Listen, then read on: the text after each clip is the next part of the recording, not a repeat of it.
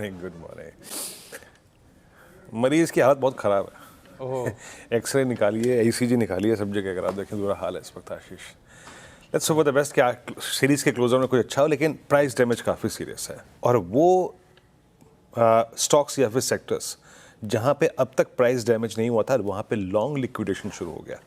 For instance, एक banking में आप इंडियन बैंक को देखिए, सबसे स्ट्रॉन्ग बैंक पीएसयू बास्केट में, वहाँ पे भी लॉन्ग लिक्विडेशन आशीष।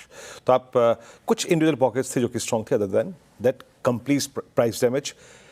टेलीकॉम, टेक और एक आपका न्यू एज स्टॉक्स में भी अब थोड़ा सा लॉन्ग अनवाइंडिंग शुरू हो गई। टेलीकॉम में शॉर्टिंग हुई, भारती में शॉर्टिंग हुई, टेक में तो शॉर्टिंग थी ही, न्यू एज स्टॉक्स में भी लॉन्ग अनवाइंडिंग शुरू, एटर्नल में लॉन्ग अनवाइंडिंग शुरू, नाइका में शॉर्टिंग शुरू, केमिकल, फार्मा, टेक्सटाइल, यहाँ पर भी कंप्लीट कोलैप्स था। ट्रेंड इसका सबसे बड़ा जीता जाता उदाहरण है।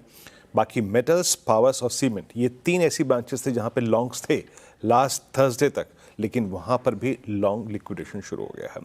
कोई भी सेक्टर ऐसा स्पेसिफिक नहीं था जहाँ पे सीओसी में इंप्रूवमेंट था या फिर पूरे सेक्टर में लॉन्ग बिल्डअप था। कोई भी सेक्टर ऐसा नहीं था आशीष।